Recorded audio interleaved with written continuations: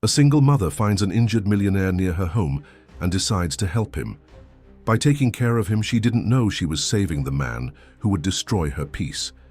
If this story interests you, don't forget to subscribe to our channel and tell us from which city you are watching us by following.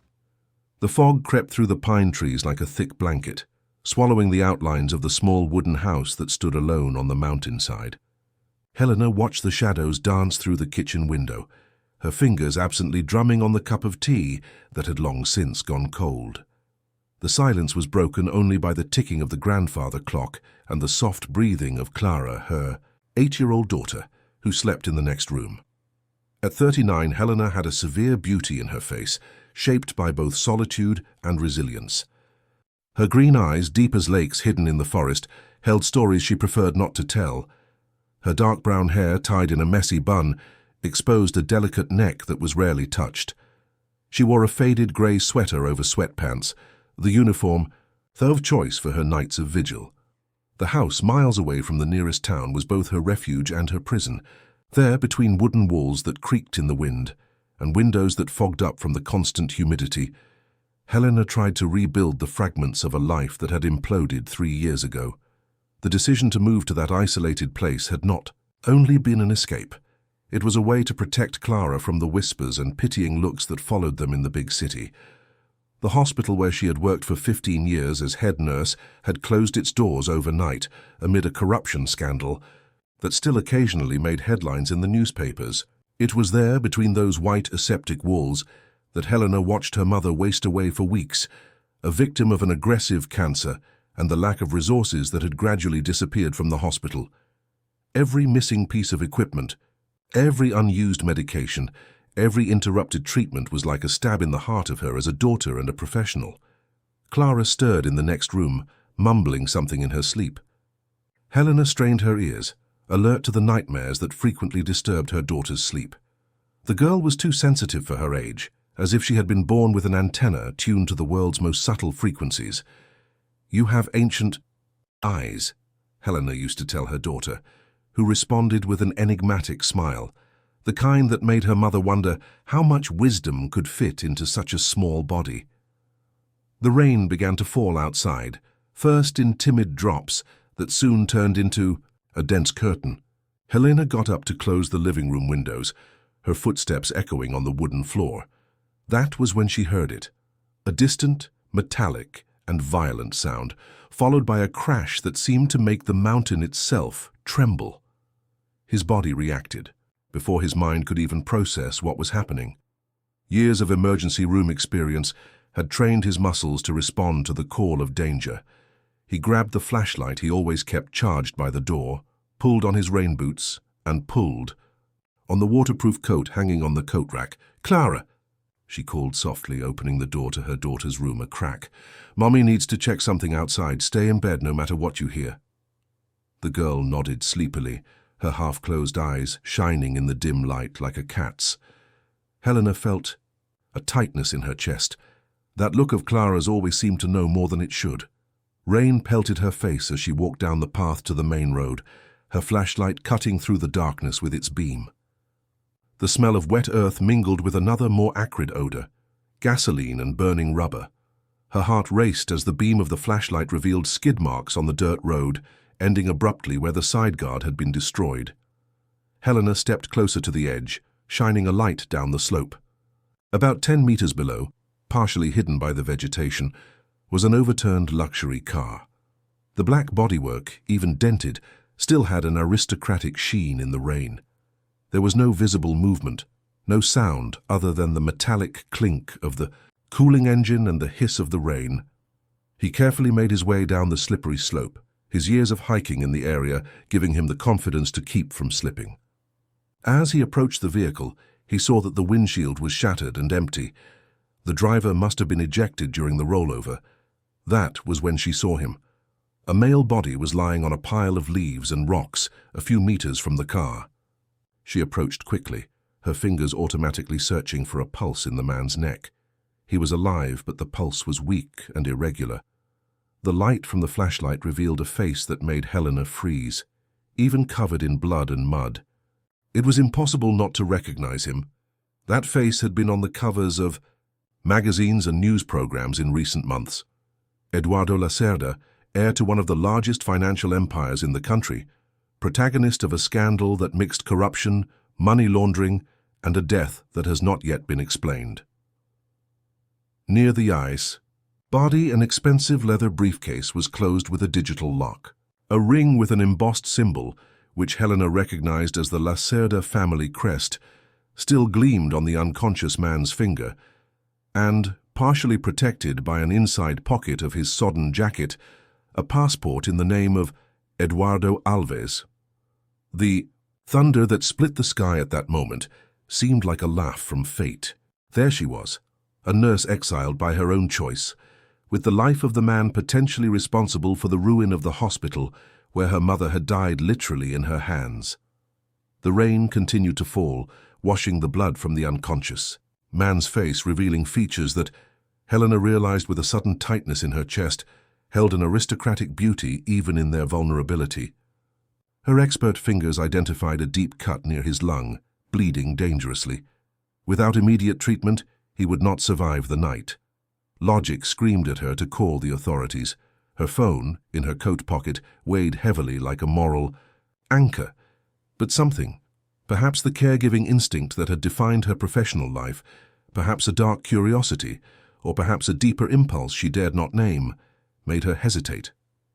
God forgive me, she muttered to herself as she began to fashion a makeshift stretcher out of sturdy branches and her own coat.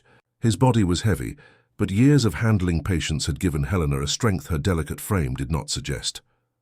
As she dragged Edward toward her house, the rain seemed to whisper warnings that she chose to ignore. On the porch, she paused, for a moment, staring at the man's unconscious face. A drop of rain, or was it a tear, slid down her own cheek as she whispered, "Whatever your sin, tonight you are in my hands."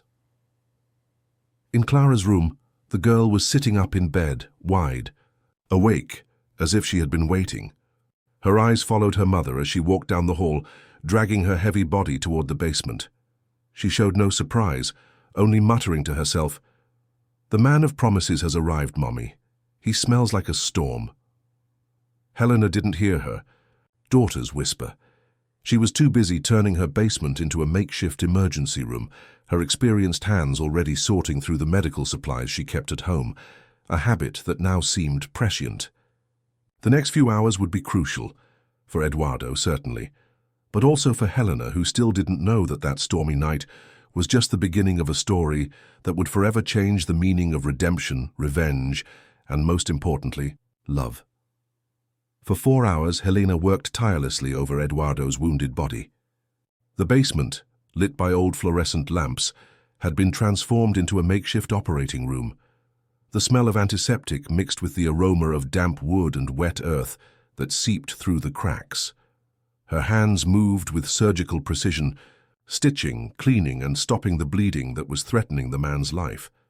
His fever rose steadily, causing him to mumble incoherent words. In his delirium, Eduardo called out names that Helena did not recognize, his pleas punctuated by moans of pain. In one particularly intense moment, he grabbed her wrist with surprising strength, his half-closed eyes fixed on her face. "Don't. Let them find me. They killed Leah." Helena felt a shiver run down her spine. There was something about his vulnerability that disconcerted her. The man the newspapers had painted as a corporate monster, an unscrupulous manipulator, was now shaking under her care like a frightened child. His hands, which had always been shown in the news holding glasses of champagne at lavish events, were now bruised, his nails caked with dirt. Upstairs, Clara lay awake in her bed, hugging her favorite stuffed rabbit. The girl kept her eyes fixed on the floor, as if she could see through the wooden floorboards to the drama unfolding in the basement. Every now and then, she would whisper something to her rabbit, words that sounded like fragments of an ancient story that only she knew. As the sun began to tint the horizon pale pink, Helena finally managed to stabilize Eduardo. The cut near. His lung was sutured, the other wounds cleaned and bandaged. She observed her work with the critical eyes of a professional, but something else kept her there, sitting next to the improvised stretcher, studying every detail of that face. Eduardo was younger than he appeared in the newspaper photos. He must have been around 45, but there was a latent youth in his features relaxed by sleep. His strong jaw, covered by a stubble of beard, formed an elegant line down to his neck. His dark hair, usually combed with gel in the magazine photos, now fell in disheveled strands over his forehead. A small scar near his left eyebrow humanized the face that Helena was used to seeing only in accusatory headlines. "Mom?" Clara's voice startled her. The girl was standing at the bottom of the basement stairs, still in her pajamas, her bare feet silent on the cold floor. "He's dreaming about blue butterflies." Helena frowned, puzzled by her daughter's enigmatic statement. "Clara, you should be sleeping. Go back to bed, dear." But the girl did not move. Her eyes were fixed on Eduardo, with an intensity that made Helena uneasy. "Grandma also dreamed of blue butterflies before she left," Clara continued, her small voice carrying a weight that did not belong to her age.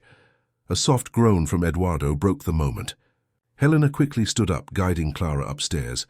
"Let's get you breakfast ready, and remember, we can't tell anyone about our visitor." In the kitchen, while she prepared pancakes for Clara, Helena tried to organize her thoughts. Eduardo's suitcase was stored in her closet, along with the fake passport and the ring. She knew she should investigate its contents, look for answers, but something was stopping her. Maybe it was the fear of what she might discover, or maybe it was the strange feeling that the more she knew, the harder it would be to maintain the emotional distance she so valued. The day passed in a surreal atmosphere. Helena alternated between taking care of Eduardo, maintaining her normal routine with Clara, and watching the road through the windows, fearing seeing police cars or worse, people who might be looking for him. The fog, a faithful companion in that mountainous region, seemed denser than usual, as if it were conspiring to keep her secrets hidden. It was late in the afternoon that Eduardo finally regained full consciousness. Helena was changing his bandage when she felt her fingers being wrapped in a strong hand. She looked up and met his gaze, an intense amber brown that made her hold her breath. "How long?" His voice was hoarse but firm. "Almost 20 hours since I found him," Helena replied, keeping a professional tone as she tried to release his hand. Eduardo, however, did not let go.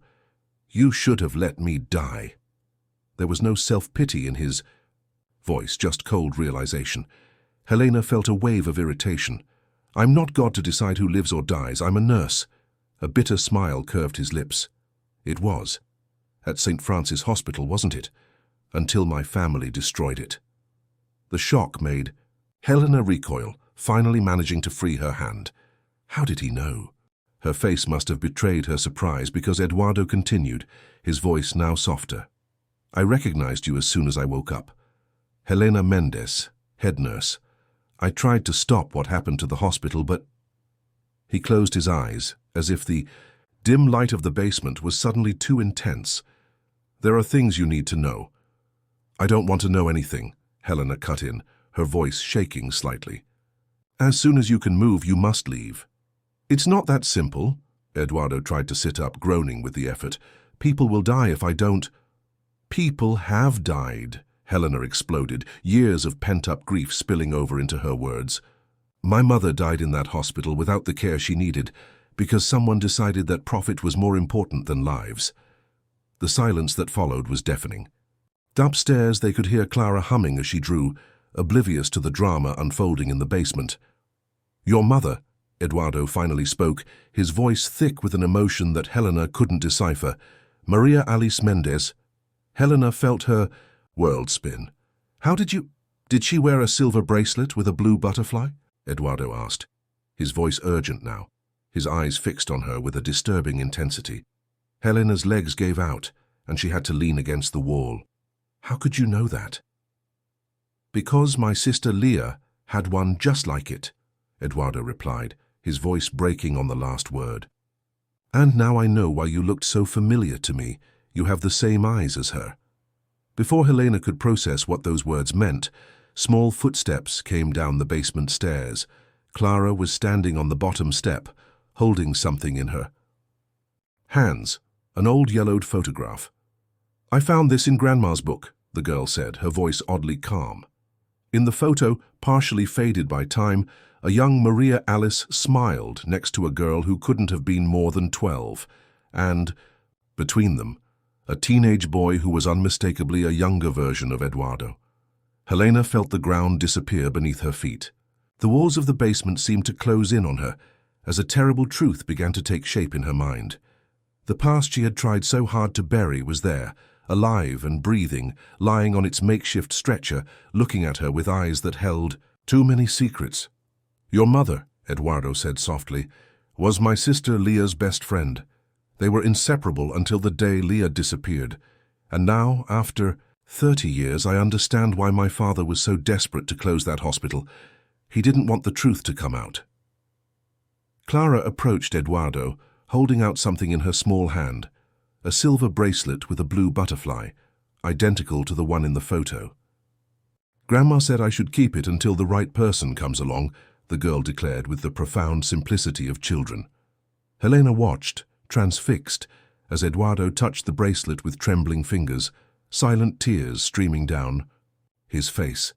In that moment she knew that her life would never be the same again. Past and present had collided irreversibly, and fate had chosen her basement as the stage for a story that had begun long before she was born. The fog outside grew thicker, as if it wanted to shield that moment from the world's view. And in the silence that followed, only the ticking of the antique clock marked the rhythm of a truth that was beginning to unfold, promising and terrifying like the approaching night itself. Night was falling like a heavy blanket over the mountain house when Helena finally managed to put Clara to bed. The little girl had resisted sleep longer than usual, her restless eyes following her mother's every move, as if she feared something important might happen in her absence. Only after 3 stories and several promises that she would still be there in the morning did Clara succumb to exhaustion, the bracelet with the blue butterfly tightly clutched in her small hand. Helena remained for a few minutes watching her, daughter sleep, her heart divided between her unconditional love for that child and her fear of what the revelations of that afternoon could mean for her future. Clara's serene face, framed by the brown curls spread out on the pillow, seemed to hold a peace that had long since left her mother's heart. When she finally went down to the basement, she found Eduardo sitting on the edge of the makeshift stretcher, his bare feet touching the cold cement floor. Even injured and exhausted, there was a natural elegance about him that not even his wrinkled and dirty clothes could disguise. He looked up at the sound of her footsteps, and Helena felt that now familiar tightness in her chest, a mixture of apprehension, anger, and something else, something she refused to name. "We need to talk," he said simply. Helena pulled up a chair, keeping what she thought was a safe distance. "About how your family destroyed the hospital where my mother died, or about how you apparently knew her and never mentioned it in the dozens of interviews you gave about the case." The bitterness in his voice was palpable, years of unresolved, pain rising to the surface. Eduardo didn't look away, accepting every word as a well-deserved punishment. "About Leah," he replied softly. "About your mother, about how everything is connected in ways that even I didn't understand until a few hours ago." He tried to adjust himself on the stretcher, a grimace of pain crossing his face. Helena resisted the professional urge to help him, keeping her hands tightly folded in her lap. "Maria Alice, your mother, was more than just Leah's best friend," Eduardo began, his voice carrying the weight of long-buried memories. "They discovered something about the Lacerda family business that my father would do anything to keep secret." Helena felt a shiver run down her spine. "What did they find out?" "The Lacerda Foundation was not just a philanthropic organization," Eduardo continued, his eyes lost in distant memories. "It was a front for something much more sinister, unauthorized medical experiments, testing drugs on patients without their consent, organ diversion." The words hit Helena like physical blows. Her mind flashed back to her mother's last days in the hospital, to the doctor's strange expressions when she asked questions about certain procedures, to the medical records that mysteriously disappeared. Leah. "And her mother started gathering evidence," Eduardo continued, his voice now barely above a whisper. "They kept everything documented in a coded journal. I helped them sometimes, without fully understanding what was at stake. I was just a teenager trying to impress my older sister." Helena stood up abruptly, unable to contain her agitation. "And then Leah disappeared." "Yes," Eduardo's voice trailed off. "One night, she just didn't come home. Her diary, it was gone too. The police chalked it up to another case of a runaway, but..." He closed his eyes as if the memory was too painful. "I saw my dad's car coming back late that night. There was mud on his boots, and he looked different." A distant thunder cut through the silence that followed, as if the sky itself responded to the gravity of that revelation. Helena felt her legs weaken and had to lean against the wall. "Why the hospital?" she asked, her voice shaking. "Why after so many years?" "Your mother never stopped looking," Eduardo replied, trying to get up. This time Helena couldn't resist the urge to help him, holding his arm for support. The contact sent a jolt of electricity through his skin. She kept investigating discreetly all these years. When she started working at San Francisco, she discovered that the Foundation was still conducting its research there. And then she got sick, Helena added, the pieces falling into place with terrifying clarity. "Coincidentally, just after I requested access to some old hospital files." Eduardo nodded gravely. "When I found out, I tried to stop the hospital from closing. I tried to convince my father to leave her alone. But he said some sacrifices were necessary to protect the family legacy." Helena let go of his arm as if she had been burned, taking a few steps back. "And you? What did you do after that?" "I've started gathering evidence," he replied, his eyes meeting hers with an intensity that made her breath catch. "Documents, records, testimonies. It's all in the briefcase I brought with me. Enough evidence to destroy not only my father, but the entire network of people involved in the experiments." "And that's why you were running away?" "That's why they tried to kill me," he corrected. "The accident wasn't an accident. My own father ordered my elimination when he found out what I was doing." A heavy silence fell over the basement. Up. Above they could hear the wind howling through the trees, bringing with it the harbinger of yet another storm. "Why does Clara have the bracelet?" Helena asked suddenly, remembering the object that seemed to have triggered this whole revelation. Eduardo took a step toward her, ignoring the obvious pain in his movements. "Your mother must have felt she was being watched, that something might happen. She was protecting the last evidence she had." "The bracelet. It's not just a bracelet, is it?" "It's a key," he confirmed, "to a safe where Leah and her mother kept copies of all the evidence they'd gathered. The blue butterfly, it was a code between them, but I never knew where the safe was." Helena felt her head spinning with all that information. It was too much to process. Her mother, whom she thought was a simple victim of circumstance, had been an undercover investigator for years. Leah, a girl who had disappeared decades ago, was connected to all of this. And now Eduardo Lacerda, the man she was supposed to hate, was here in her basement, bringing to light truths that threatened to shatter everything she thought she knew about her own history. "Why didn't you publish the evidence?" "Why didn't you report everything to the police?" she asked, her voice thick with accusation. "Because I didn't know who to trust," he replied, taking another step toward her. They were dangerously close now. "My family's influence extends far, beyond what you can imagine. I needed someone who had as much to lose as I did, someone who understood the true weight of this story." Helena could feel the heat emanating from his body, his presence filling her entire field of vision. "And that someone is me?" "Fate brought me to you," he murmured, his hand hesitantly coming up to touch her face. "Or maybe it was Leah, guiding us from the other side." Helena closed her eyes, torn between the desire to pull away and the overwhelming desire to surrender to that touch. When she opened them again, she found Eduardo's gaze fixed on her lips, a hunger contained in his dilated pupils. The moment was broken by a noise coming from upstairs, Clara calling for her mother. Helena quickly stepped back, her heart beating wildly. "I need to go see what she wants," she muttered, avoiding looking at him. "Helena," Eduardo called when she was already at the bottom of the stairs. "We need to find that safe. It's the only way to get justice. For Leah, for your mother, for everyone who was silenced." She nodded briefly before climbing the stairs, her body trembling with the knowledge that she had just crossed an invisible line. The truth was beginning to emerge from the shadows, but along with it came something equally dangerous, a feeling she couldn't allow herself to feel, not for him, not now. Outside, the storm had finally arrived, its thunder echoing like dark laughter among the mountains. And in Clara's room, the bracelet with the blue butterfly glowed softly in the darkness, holding secrets yet to come. The dawn dragged on with torturous slowness. Helena remained beside Clara's bed, watching her daughter, who was now sleeping.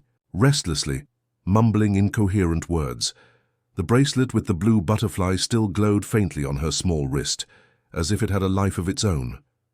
Outside, the storm raged with a primitive fury, shaking the windows of the house and making the wooden walls groan. Her thoughts were a confusing whirlwind of emotions and revelations.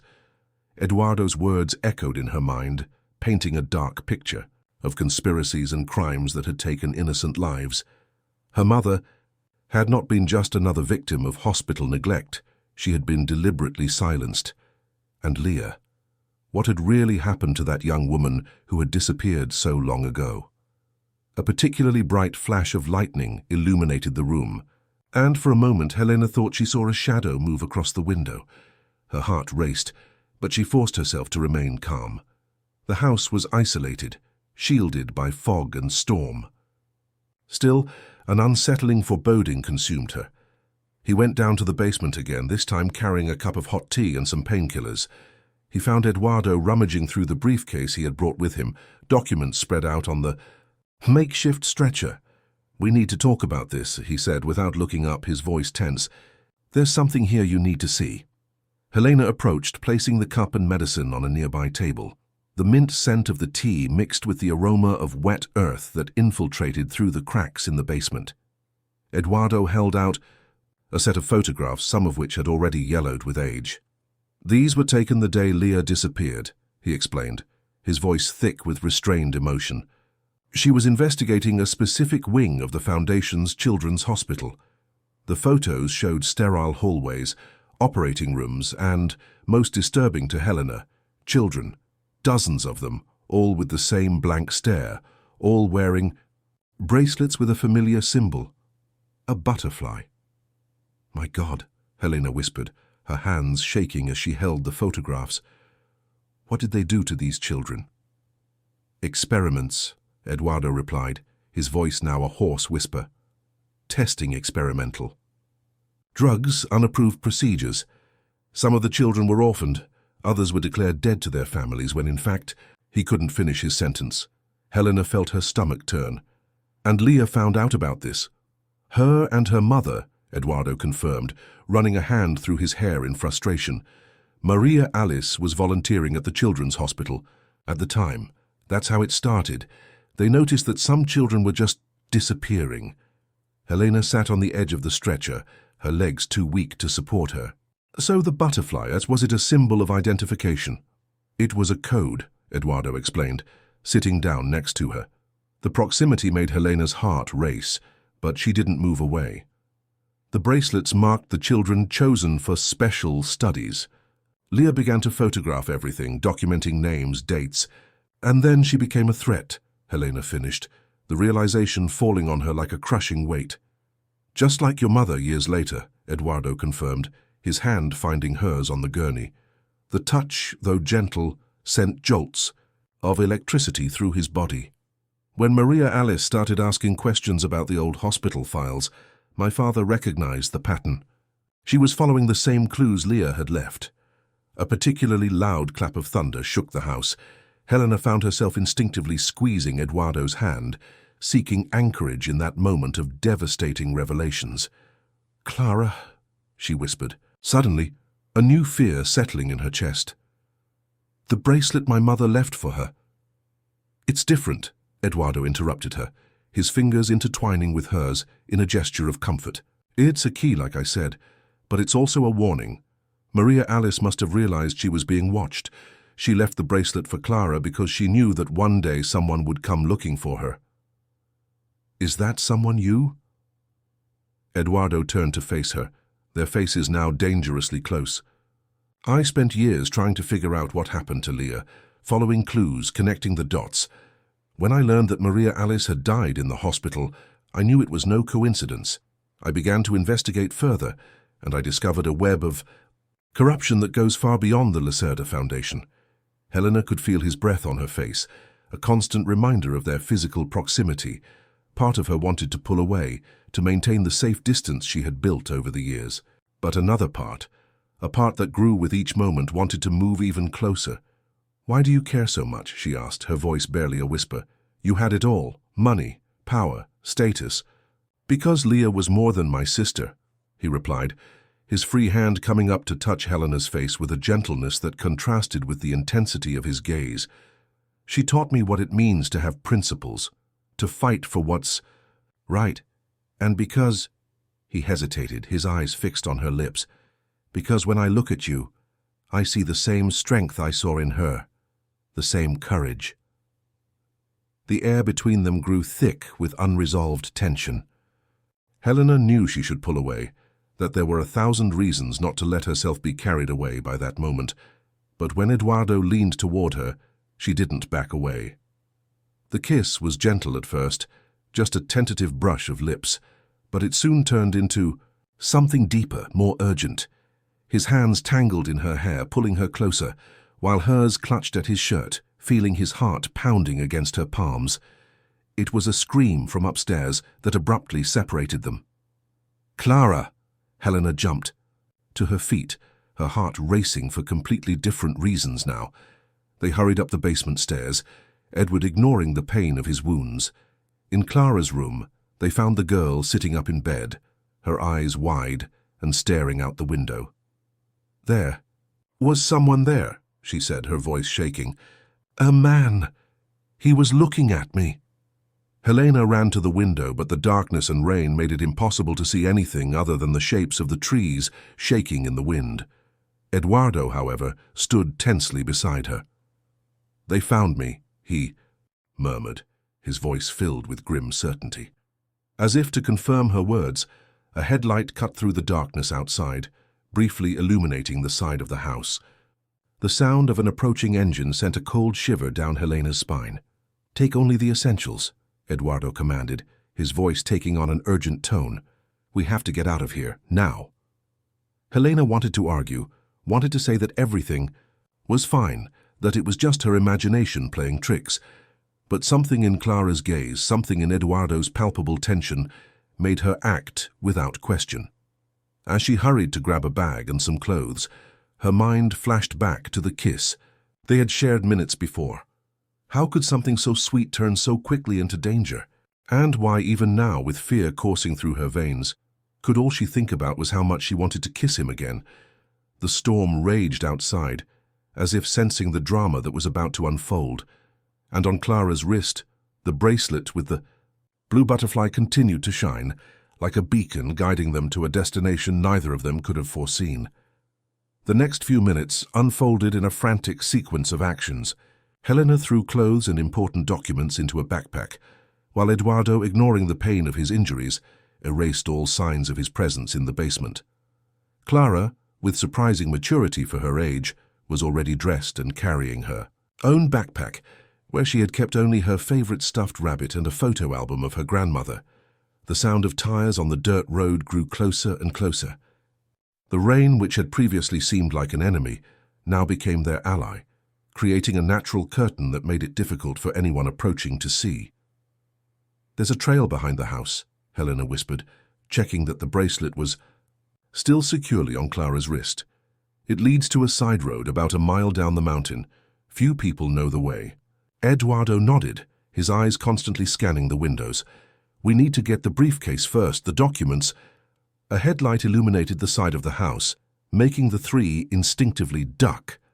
Helena pulled Clara close to her, feeling her daughter's heartbeat rapidly against her body.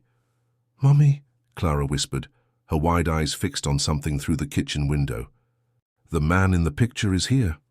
Helena followed her daughter's gaze and felt her blood run cold. Even through the curtain of rain, it was possible to make out the imposing silhouette of Augusto Lacerda stepping out of a black SUV. His face, marked by decades of power and arrogance, was contorted in an expression that mixed fury and determination. "My father," Edward murmured, his voice thick with bitterness. He would never let someone else do his dirty work.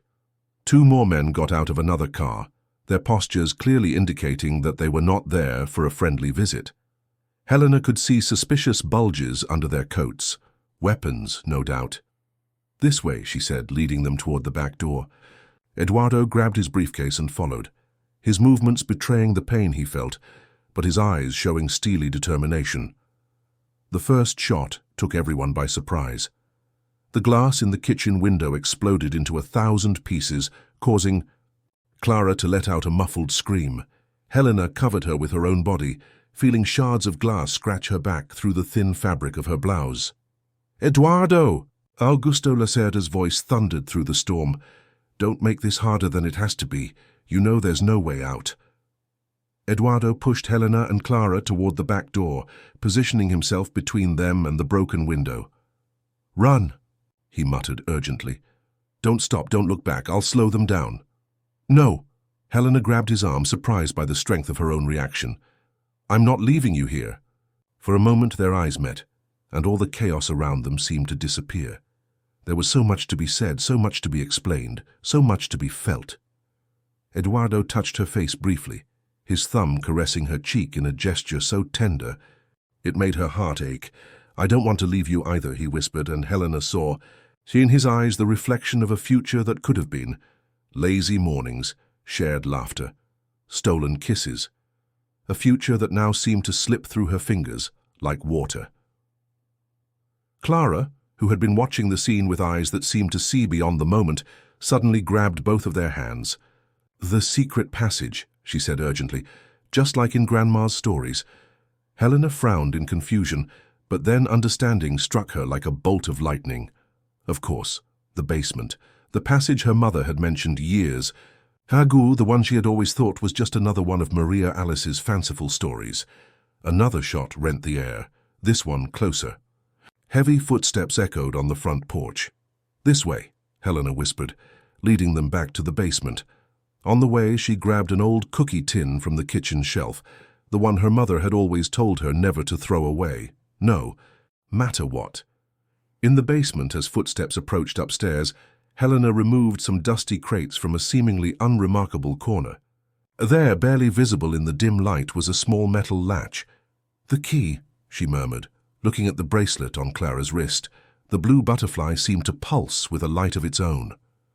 With trembling fingers, Helena removed the bracelet from her daughter's wrist and fitted the butterfly into the clasp. The click that followed seemed deafening in the tense silence of the basement. A secret door opened, revealing a narrow tunnel that descended even deeper into the mountain. The air coming out of it was cold and damp, carrying with it the smell of earth and long-kept secrets. "Your mother," Eduardo began, his eyes wide with understanding. "She always had a plan," Helena added, feeling a new admiration for the woman she thought she knew so well. "She knew we would need it someday." The sound of furniture being overturned upstairs spurred them into action. Eduardo entered the tunnel first, followed by Clara. Helena went last, closing the secret door behind her.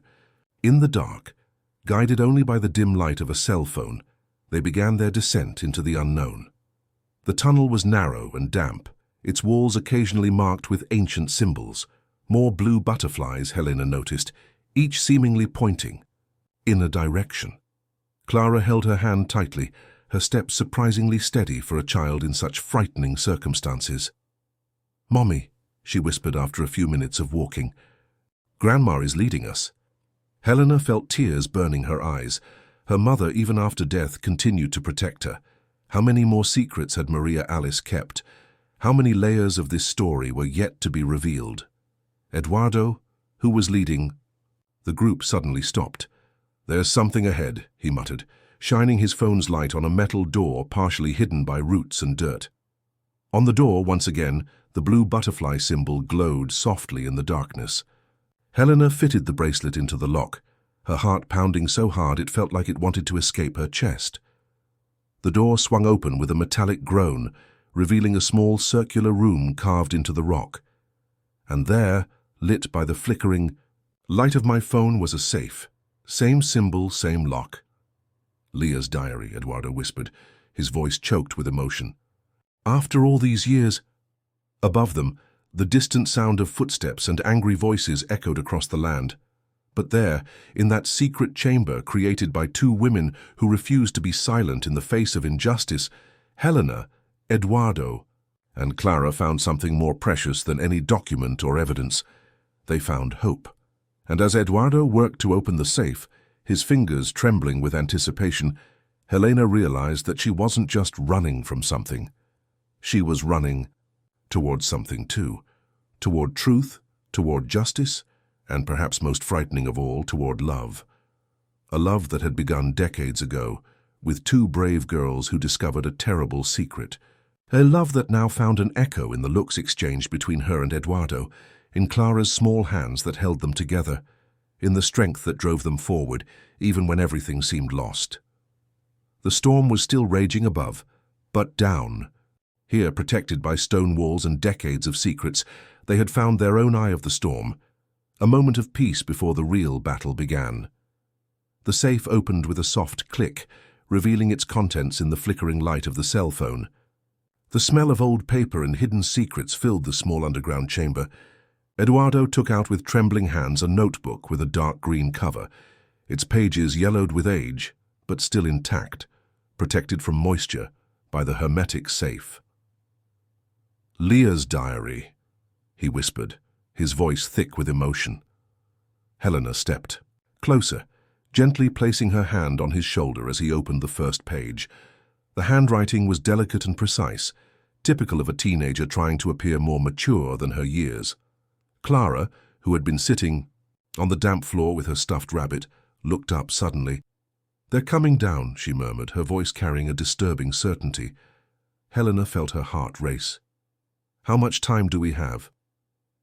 "Not much," Eduardo replied, already, quickly photographing each page of the diary with his cell phone. "But there's something else here." He removed from the safe an old folder, official documents bearing the Lassiter Foundation's letterhead, and something that made his eyes widen, a series of black and white photographs. The photos showed children in hospital beds, all with blank expressions and those disturbing butterfly bracelets. But there was one photo in particular that made Eduardo freeze. It showed his father, Augusto Lacerda, much younger, standing next to a group of doctors. And among them, partially hidden in the shadows, was a face that Helena recognized instantly. "Dr. Marcus Vieira," she whispered, feeling her stomach churn. "The doctor who took care of my mother in her final days." Eduardo nodded gravely. "And the same man who was overseeing the pediatric ward when Leah disappeared."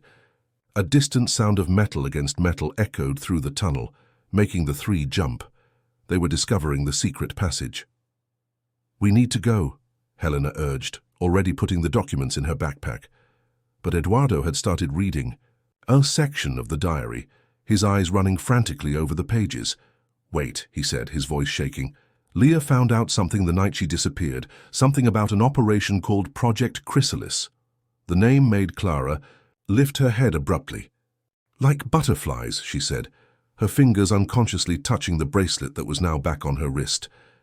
Eduardo continued reading, his voice barely containing its urgency. "They weren't just testing drugs. They were, my God." He ran a hand through his hair in anguish. "They were developing a program to genetically modify children, using orphans, children from poor families who wouldn't ask questions when they died of natural causes." Helena felt her legs weaken. "And your sister found out about this?" "She found out more," Eduardo replied, turning the page. "She found evidence that my father wasn't just a participant in the project. He was the mastermind.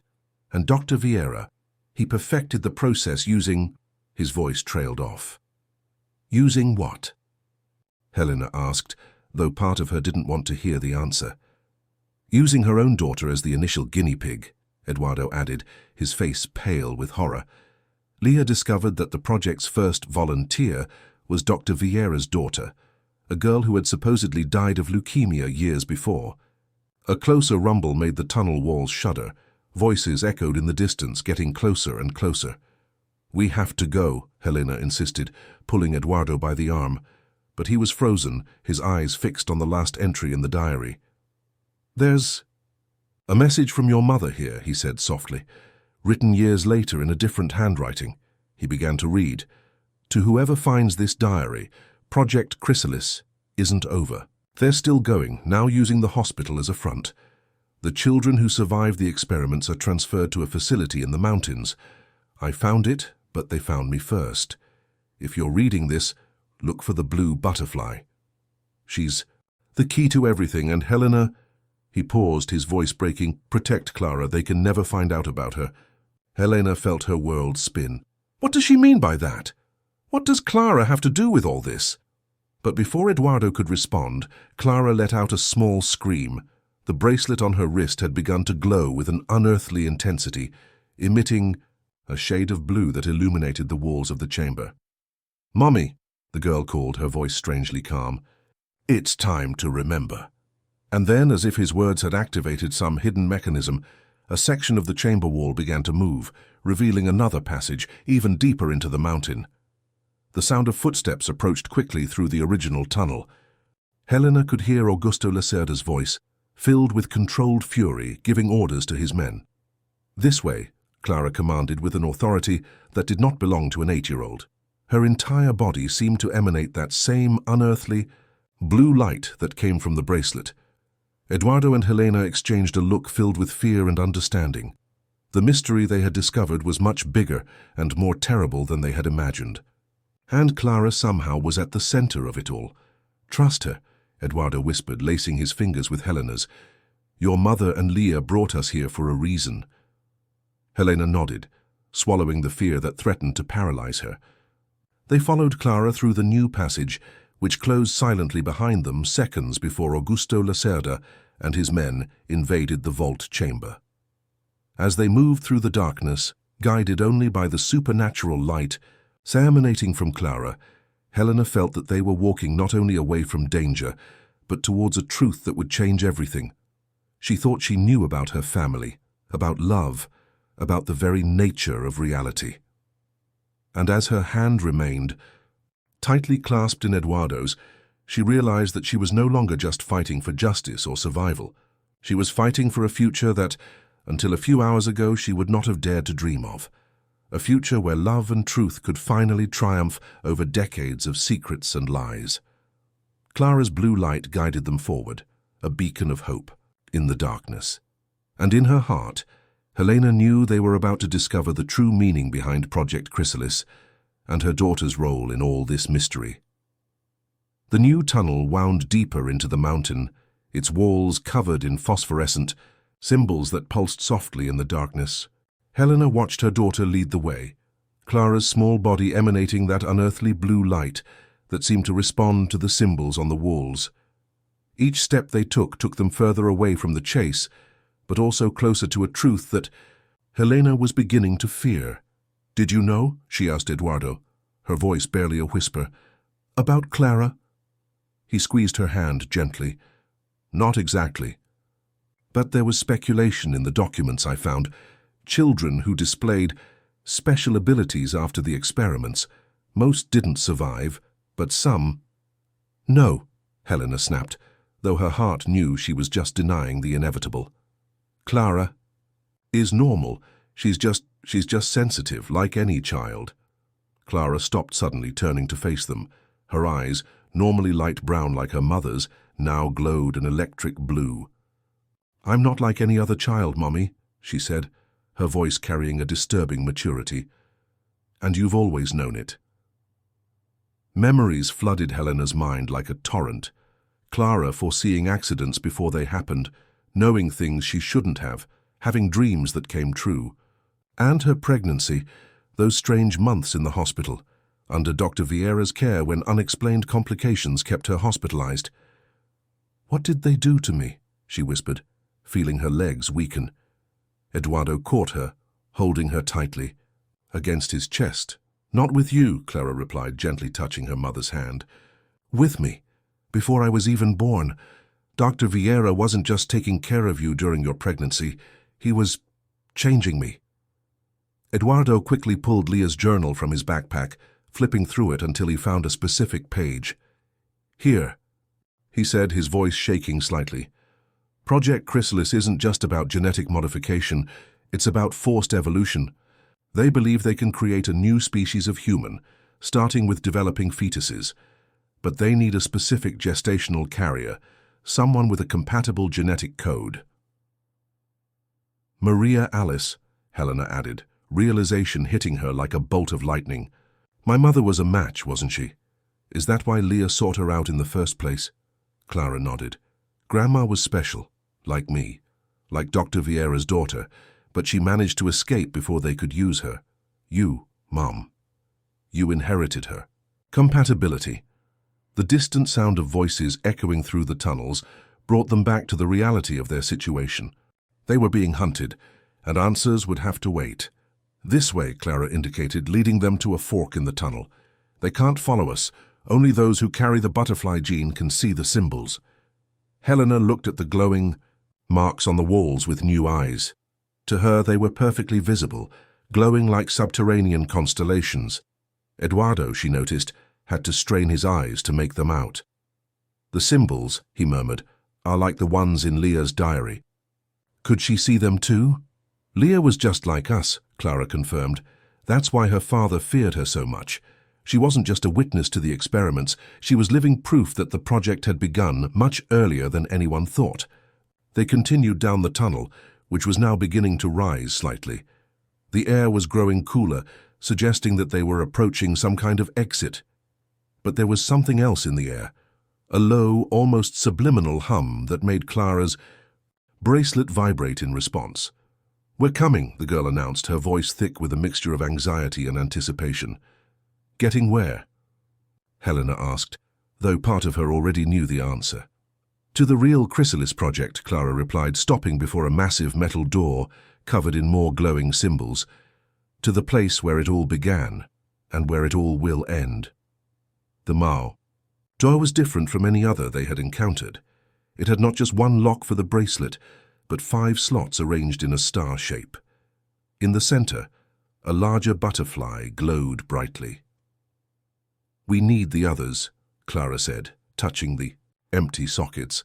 "The other children who survived, they're here on the other side, waiting."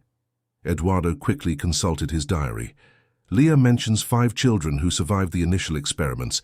They were all officially declared dead, but they were kept here," Helena finished, a shiver running down her spine. "Like guinea pigs, like prisoners." Clara touched the door with her small hand and the symbols responded, glowing brighter. "You are no longer prisoners, Mama. You are warriors, like me, like Leah was. We have been preparing for this moment for years." "Years?" Helena felt her heart tighten. "Clara, you're only 8. A smile too sad and wise for her childish face curved Clara's lips. "My body is 8 years old, Mommy, but my mind carries the memories of all those who came before, including Leah." Eduardo let out a muffled gasp. "That's why you said she smelled like memories," he murmured. "Of course, you have my sister's memories?" "I have the memories of all of them," Clara replied softly. "The ones who survived and the ones who didn't. Every child who went through Project Chrysalis left a part of themselves here, in this network of connected consciousnesses they accidentally created. That's why your father wants to find me so badly. It's not just for who I am, but for what I know." The buzzing in the air grew louder, and Clara's bracelet began to emit an almost blinding glow. On the other side of the door, more blue lights began to glow, as if answering a silent call. "They're ready," Clara announced, her voice now carrying an ethereal echo, as if other voices were speaking along with hers. "It's time to free the butterflies." Helena looked at Eduardo, finding in his eyes the same mixture of fear and wonder that she felt. He intertwined his fingers with hers, offering silent strength. "What happens now?" she asked, though she dreaded the answer. "Clara." touched the central symbol on the door, causing all the other symbols to pulse in unison. "Now, Mama, we rewrite history, and this time—" She looked back, her blue eyes shining with power and determination. "This time, the butterflies will not be trapped in any chrysalis." The hum grew into a symphony of pure energy, and the door slowly began to open, revealing a blue light so intense it seemed to pierce reality itself. Helena felt the power emanating from it, a force both ancient and new, terrible and beautiful in its intensity. And as they moved toward that light, Helena realized that she was not only about to learn the truth about Project Chrysalis, she was about to be part of a revolution that had begun decades ago with a brave young woman named Leah, and was now finding its completion through her own daughter. The love she had felt for Clara, that fierce, protective mother's love, expanded to encompass something greater, an understanding that her daughter belonged not just to her, but to a lineage of warriors who refused to be silenced. And at her side, Eduardo held her hand, no longer just an ally in the quest for justice, but a companion on the threshold of a new era. The door swung wide open, and they took the first step into the unknown, guided by Clara's supernatural light and the promise that this time, the truth would not be buried in the shadows. The light emanating from the open door was so intense that for a few seconds Helena could make out nothing but the blue glow. When her eyes finally adjusted, the sight before her made her heart stop. For a moment, they were in a gigantic circular chamber, dug deep into the mountain, its walls covered in technology that seemed decades ahead of its time. But it wasn't the technology that held her attention. It was the sight of 4 girls, all about Clara's age, floating in holding tanks filled with a phosphorescent blue liquid. Each wore a bracelet identical to Clara's, and their bodies emanated the same unearthly light. "The other butterflies," Clara whispered, moving toward the tanks. "Trapped in their artificial chrysalises for so long." Eduardo made a strangled sound beside her. "They should have died decades ago," he muttered, his eyes fixed on the girls in the tanks. "How is that possible?" Project Chrysalis wasn't just about genetic modification, a deep, familiar voice echoed through the chamber. It was about transcendence. Helena turned sharply. Dr. Marcus Vieira emerged from the shadows, his weathered face etched with decades of guilt and obsession. He didn't seem surprised to see them. "You've finally arrived," he said, a sad smile curving his lips.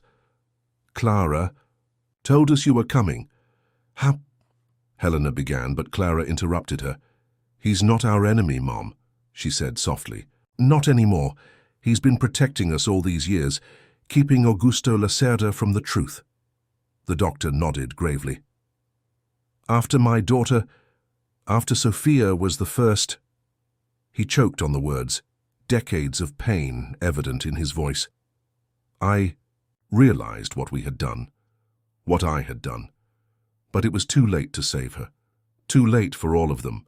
Except the 5 who survived," Eduardo finished, understanding dawning on his face. "That's why Leah was investigating. She found out about the survivors." "Your sister was extraordinary," Dr. Vieira confirmed. "She didn't just find out about the girls. She established contact with them. Somehow she could connect with them mentally." Helena felt a shiver run down her spine as she watched the girls in the tanks. Their serene faces masked a power she was only beginning to comprehend. "What happened to Leah?" she asked, though she feared the answer. It was Clara who answered, her voice carrying echoes of memories that were not her own. "She tried to free us, but Augustus found out.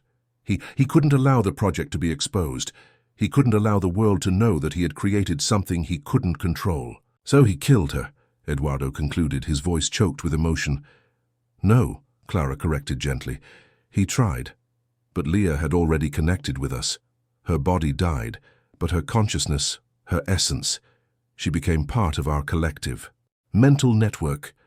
Helena staggered with the weight of that revelation, and Eduardo supported her, his strong arms wrapping around her protectively. "That's why you can remember her," he whispered to Clara. "That's why you know her." Clara nodded, stepping closer to the nearest tank. "We all carry a piece of Leah, just as we carry parts of each other. That's how we've survived all these years, connected, sharing strength, waiting for the right moment. And that moment is now, Dr. Vieira added urgently. Augusto is coming. He has always known about this place, but he has never been able to enter.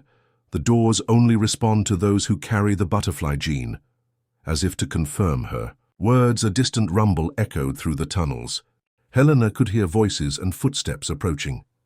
"Clara!" she called, her maternal instinct screaming at her to grab her daughter and run. But Clara was already on the move, positioning herself between the tanks. "Don't be afraid, Mama," she said, her voice now carrying that unearthly echo of multiple consciousnesses speaking in unison. "It's time to wake my sisters." She raised her arms and her bracelet began to glow with blinding intensity. The other bracelets responded, creating a pentagon of blue light that connected all the tanks. The liquid inside them began to bubble, and the girls' bodies shuddered. "My God," Eduardo muttered, watching the scene with a mixture of horror and admiration. One by one, the girls opened their eyes. Like Clara, their eyes glowed that unearthly shade of blue. The liquid in the tanks began to drain, and they floated gently to the ground. "Welcome back," Clara said softly, and the others smiled in perfect sync. Dr. Vieira began working frantically. At a nearby control panel, "They're almost here, we need to—" He never finished the sentence. A shot echoed through the chamber, and the doctor staggered forward, a red stain spreading across his chest. "Ever the sentimental traitor, Marcus?" Augusto Lacerda's voice reverberated through the space. He emerged from a side entrance, followed by several armed men. His eyes shone with a mixture of triumph and madness. "Finally, my precious things all reunited."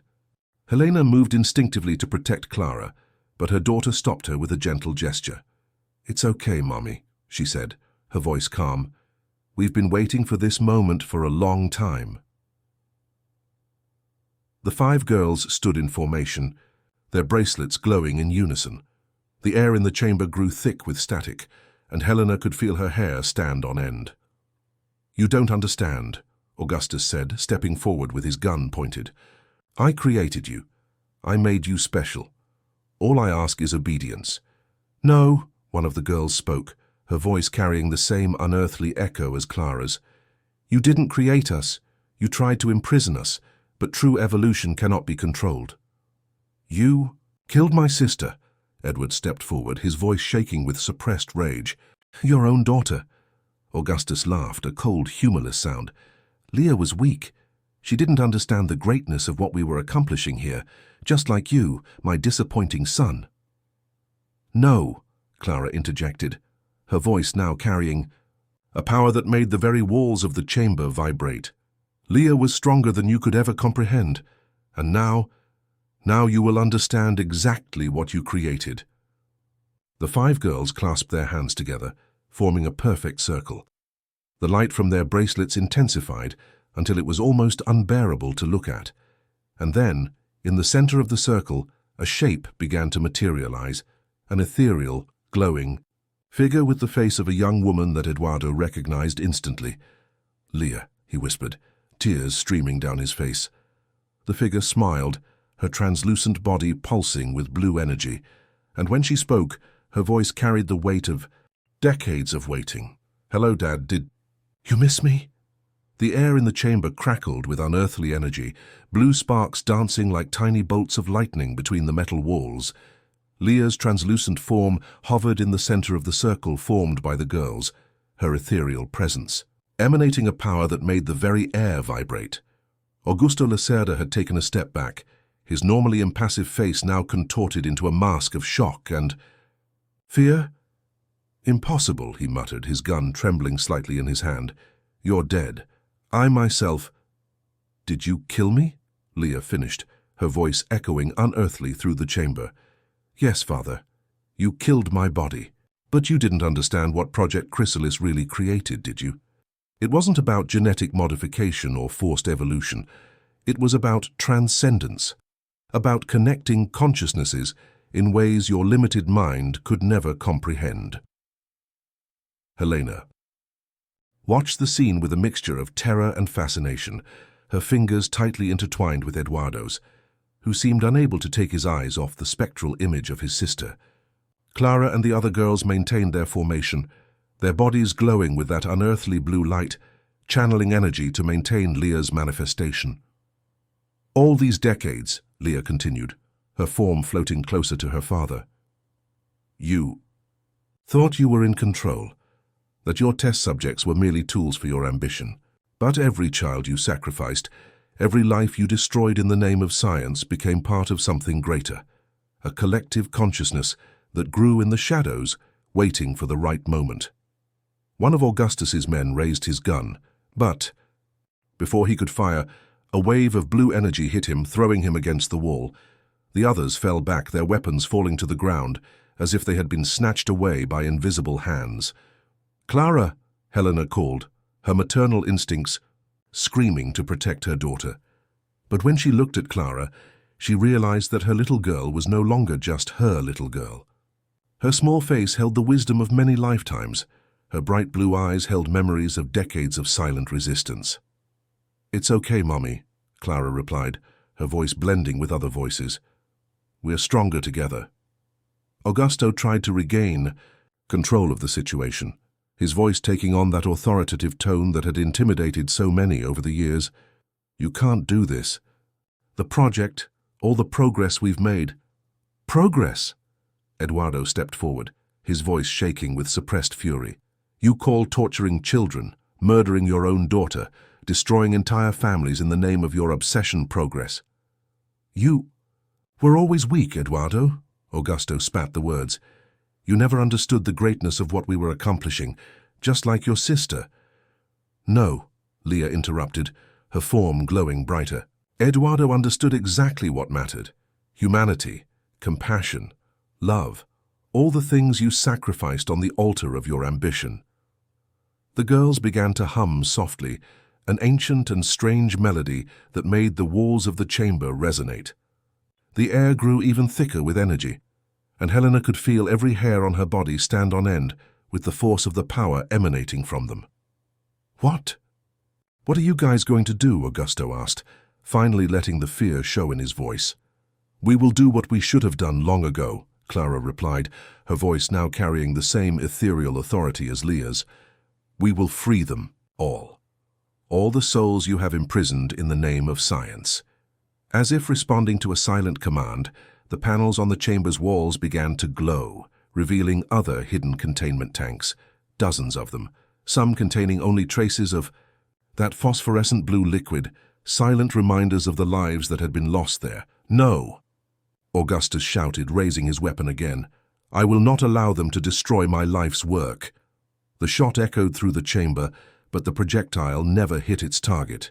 It hung in mid-air, enveloped in a blue aura, before disintegrating into particles of light. "It's over, Father," Leah said softly. "The reign of fear is over." The 5 girls raised their voices in unison, their singing now filling every inch of the space. Leah's form began to pulse more intensely, and other ethereal shapes began to materialize around her. Dozens of them, hundreds perhaps, each one the specter of a child who had been sacrificed on the altar of Augusto Lacerda's ambitions.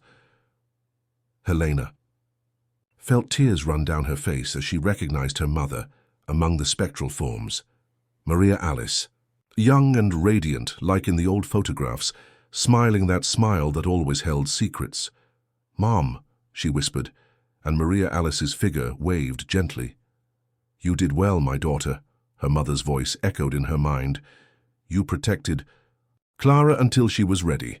Now it's time to let her fly." Augusto Lacerda had fallen to his knees, his weapon forgotten on the floor, his eyes wide at the supernatural spectacle unfolding before him. All those lives he had considered dispensable in the name of progress now surrounded him, their ethereal presences charged not with vengeance, but with a more powerful force, truth. "For years," Leah said, her voice now amplified by the chorus of hundreds of other voices, "you have kept us trapped in chrysalises of pain and fear, but you have forgotten the most basic law of nature. Every butterfly must eventually break its cocoon." Clara stepped forward, extending her small hand toward Augusto.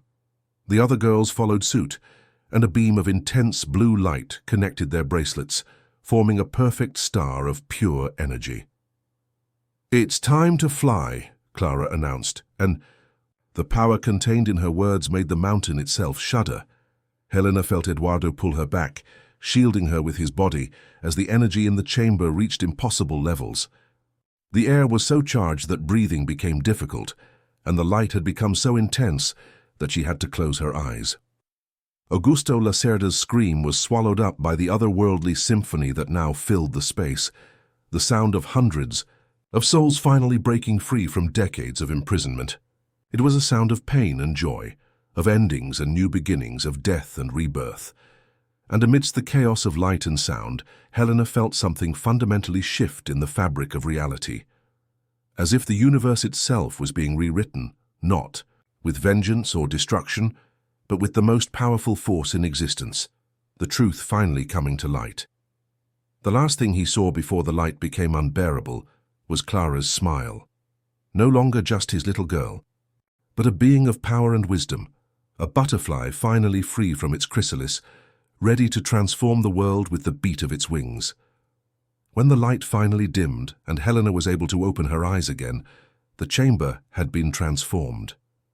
The air still shimmered with tiny particles of blue energy, as if the space itself had been imbued with the magic she had witnessed. The containment tanks were empty, their glass shattered, the phosphorescent liquid evaporating like dew in the morning sun. Augusto Lacerda lay on the ground, alive but unconscious. His men had disappeared, either fled or simply disintegrated by the supernatural energy. Helena could not say.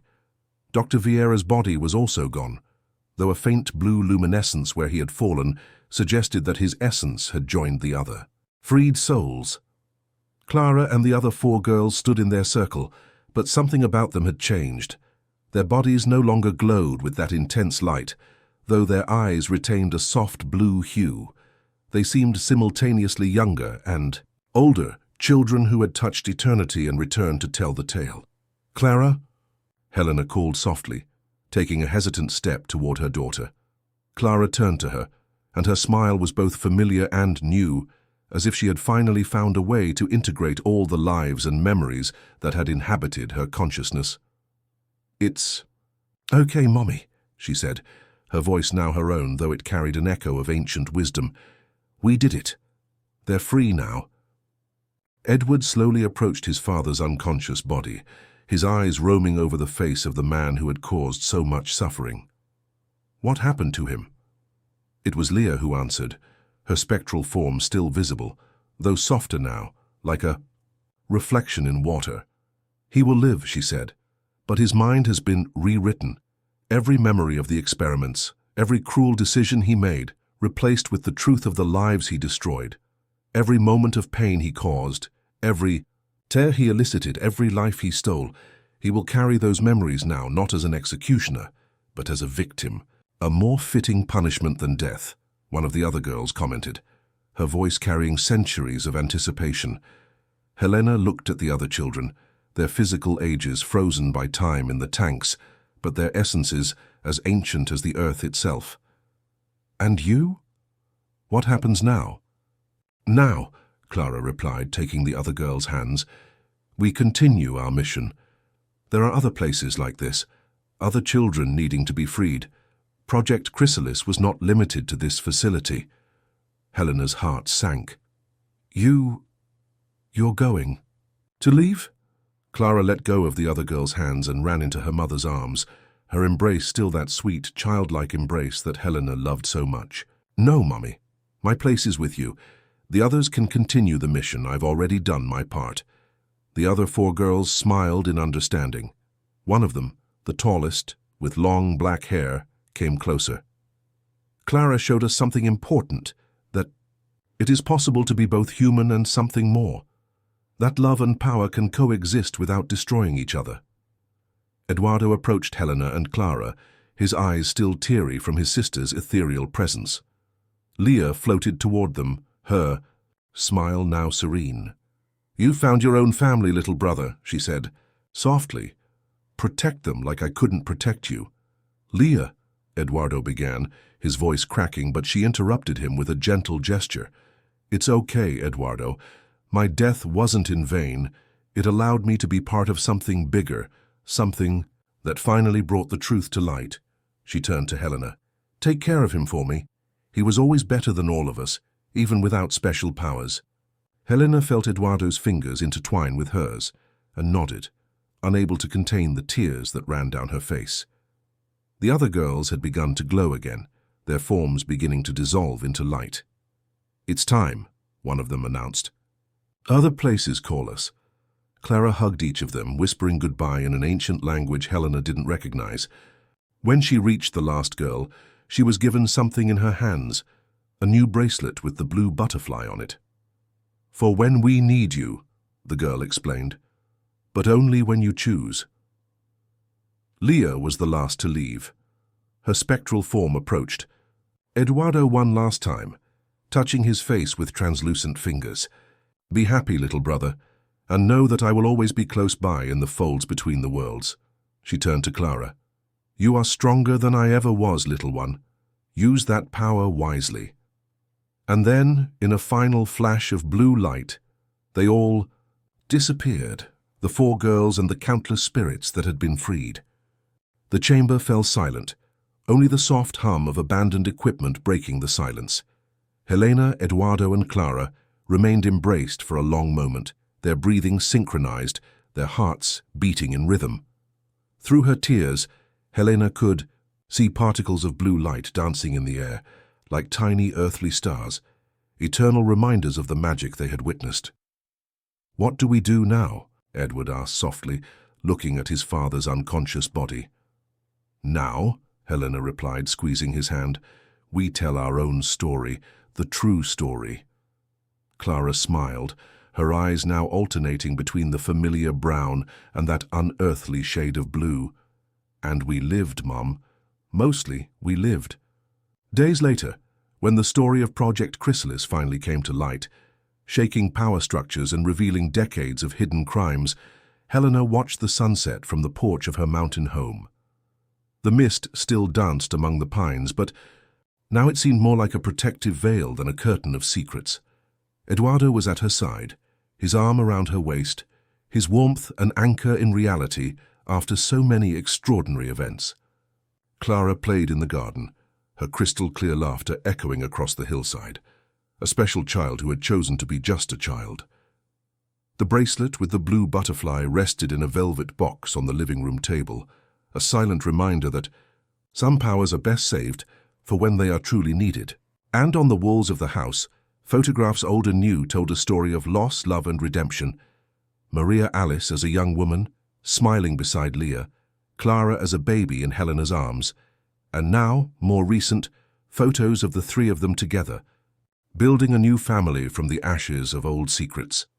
Every now and then, on the quietest nights, Helena could still feel the presence of them all, the souls that had been freed, the memories that had been preserved, the love that had transcended death itself.